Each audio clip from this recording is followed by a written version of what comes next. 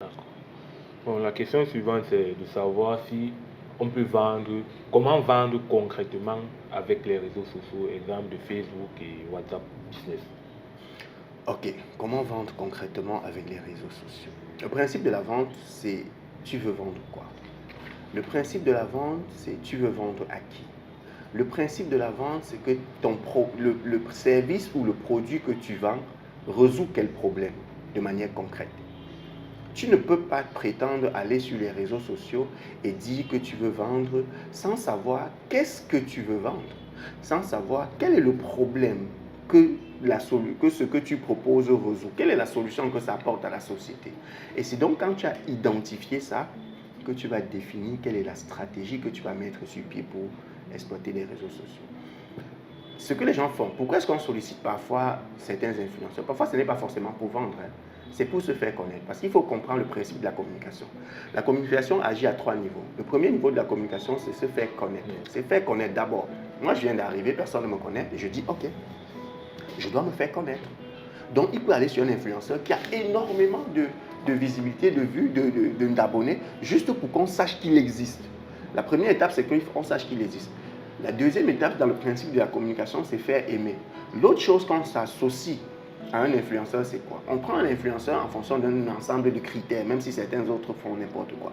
Il y a un ensemble de critères qu'on choisit avant de faire le choix d'un influenceur. On peut s'attaquer à ses valeurs, on peut s'attaquer au type de contenu, on peut s'attaquer à un certain nombre de choses. Et maintenant, on se rend compte que ce gars est très aimé de la population. Et quand il est énormément aimé de la population, qu'est-ce qu'on fait? On part coller son identité à sa marque. Comme les gens l'aiment, on se dit par ricochet que les gens pourraient aimer notre marque. C'est le principe de l'influence. On veut qu'il utilise son influence, entre guillemets, pour attirer davantage les gens vers notre marque simplement. C'est le simple. Donc, lorsqu'on a fait aimer maintenant dans le principe de la communication, il y a le troisième élément, c'est qu'il faut pousser à l'action, c'est faire agir. Quand tu fais connaître, tu fais aimer, il faut maintenant que tu poses des actions pour pousser les autres à passer à l'action. C'est pour ça que vous verrez dans la majorité des communications, les grandes firmes téléphoniques, même lorsqu'elles ont un petit jingle, on va te dire compose tel numéro. Quand on te dit il y a compose, on te donne une instruction, on te sollicite de poser une action. La communication, quand tu n'as pas compris le principe de la communication, tu vas voir les publications que les gens font, à la fin ils mettent leur numéro de téléphone. C'est ça le prix. Même s'ils ne disent rien, mais sauf que les gens ont compris. Même quand tu ne dis rien, les gens vont t'écrire pour te demander que le numéro c'est quoi, on appelle où.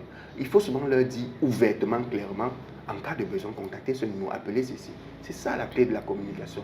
Et quand tu as compris ça, tu sais maintenant où tu te retournes, quelle est la plateforme vers laquelle tu communiques, quel est le réseau social. Tu as choisi peut-être Facebook. Mais il faut savoir que est-ce que Facebook est propice pour le type de communication que tu veux faire, pour le type de client. Imagine que ton objectif, c'est de tu vends un produit ou un service qui s'attaque à une population que j'ai envie de dire élitiste.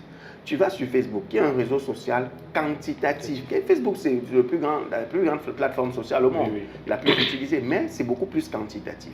Alors que si tu as un produit qui va toucher les directeurs d'entreprise, les cadres, les machins, si tu t'attaques sur LinkedIn, là-bas, ça devient sélectif. Là, tu es en train de toucher un ensemble de personnes.